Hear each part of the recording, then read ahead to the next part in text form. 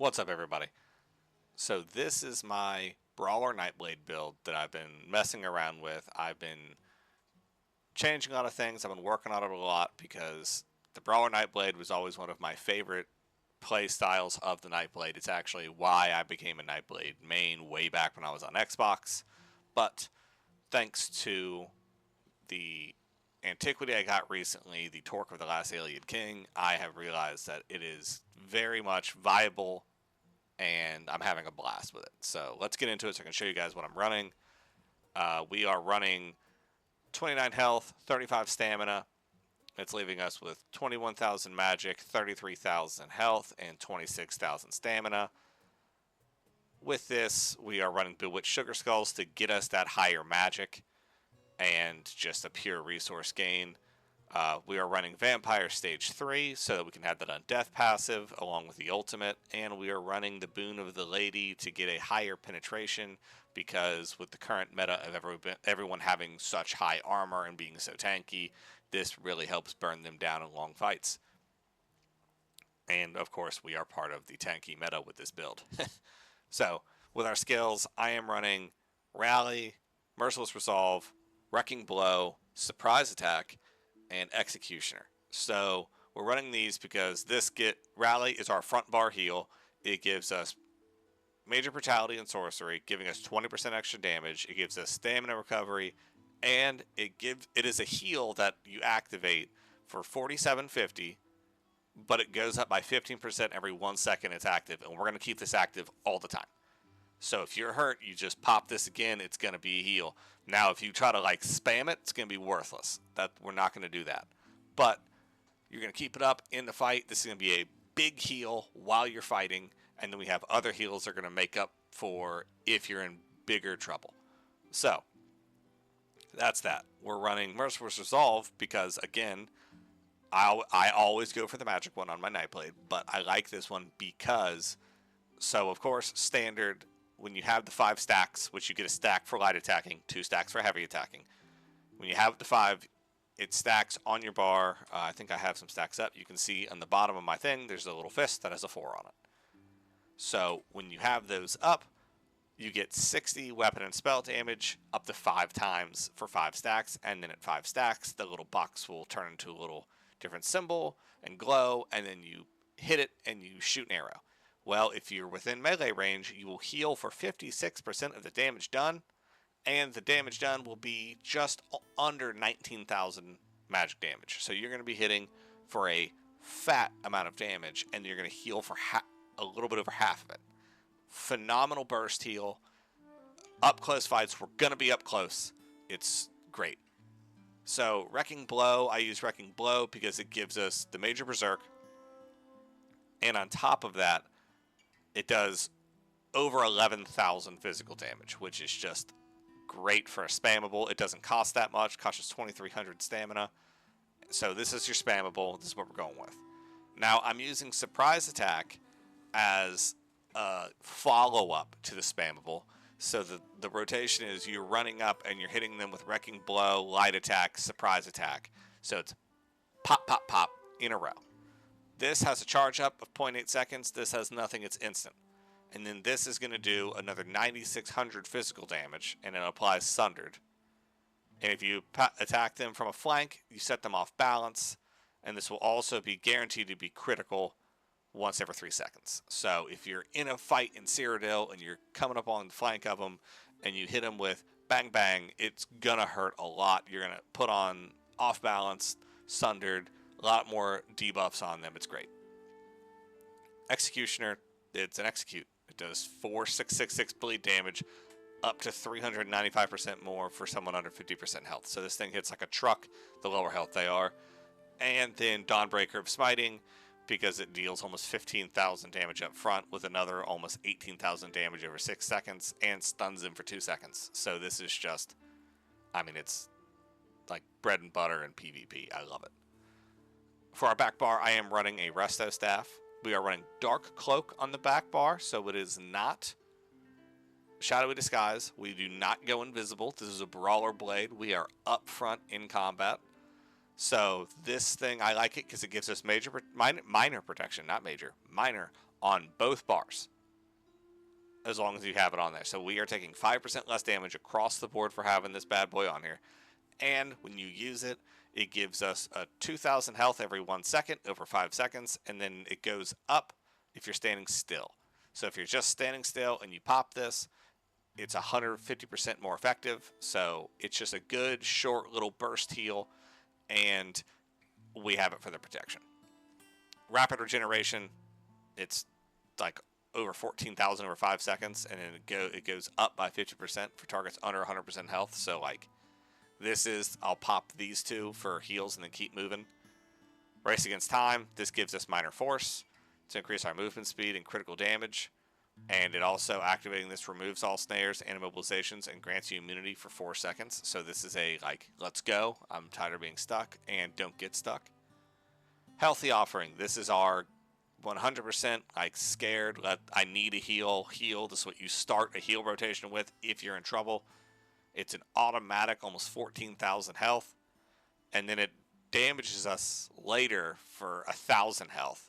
So if you pop this, and then Dark Cloak cancels out that little health offering at the end, and everything does better because this gives us minor mending for 10 seconds, increasing our healing done by 8%, which is a big portion of why we're using Healthy Offering. Shadowy Image, this isn't required here. This is a complete flex spot. You don't have to have this here. I mean, also, you don't have to run Surprise Attack if you don't want to. But Shadowy Image, I like Shadowy Image because I think Shadowy Image is the most broken skill in the game. You cast this shadow, and it stays there for 22 seconds. It does ranged magic damage. Don't care about that.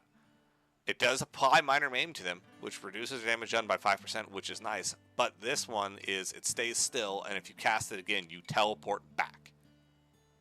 So you can scale up and down keep walls with this. You can jump down, fight, and go back up, no problem. And also, some people don't realize, you can jump through walls with this. It doesn't matter as long as the straight line to getting where you are is a certain distance. You can go back to the shadow. So you can cast a shadow, walk out a keep door, and then recast it, and you go right back inside. It's my favorite skill of the game. If you master this, you master Nightblades. And then our back ultimates, which doesn't have to be this, but I really like Swarming Scion. I mean, it's kind of like a get out of jail free card. We don't need to run Temporal Guard since we are getting our minor protection across both bars thanks to Dark Cloak. So we don't need Temporal Guard. We can just run this. And this just, it increases our max health, magic, and stamina by 10,000. You heal for 17% for all the damage you deal. You can see enemies through walls. There's bats swarm around you doing almost 3k magic damage every second. I mean, you guys have all seen it. It's just, honestly, it's kind of annoying to fight against, but this is just like, hey, I'm frontlining, I'm in trouble, I'm casting this. And those are the skills that we are running with our champion points. We're running Ironclad, Deadly Aim, Focused Mending, Master at Arms, Produce Damage Taken, do more damage, do more healing, do more damage. And then for reds, we're running Survival Instincts, so this reduces the cost of our core abilities by 5% whenever we're affected by status effects. We're frontlining, so we always have status effects. Celerity, Movement, Balance Vitality, Health, and then Pain's Refuge. Reduce the damage taken by 2% for every 2 negative effects you have on you. We're frontlining, so we always have a lot of negative effects on us, so that's that. And then green, use whatever you want. Just make sure you have Steed's Blessing so that you get that movement speed. And honestly, that's not even really required. So, now we have the character sheet, champion points, food. For pots, I just made fresh pots, but I'm running just your standard tri-pots. Yeah, we've covered all of that, so now let's get on to the sets, which is nothing crazy. I am running Torc of the Last Ayleid King with a multi-recovery enchant with the Triune. I think it comes with both of those. I am running an Infused Ring with a multi-recovery, and then I am running an Infused Ring with a weapon and spell damage on the stamina version to get us that little 15 stamina recovery. I'm running a 2-hand maul with a weapon damage enchant in sharpened, again, all for pen. I am running Maelsham's Perfected Restoration Staff. Again, that doesn't matter, but we have it with pen, which this should be charged for healing, but I had this, so it's penetration. And then it's got Absorb Magicka enchant. Doesn't matter because we have like no attacks on our back bar. I'm running a heavy head, heavy legs, heavy chest. The head already had a tri-stat enchant on it. Chest has a tri-stat enchant on it.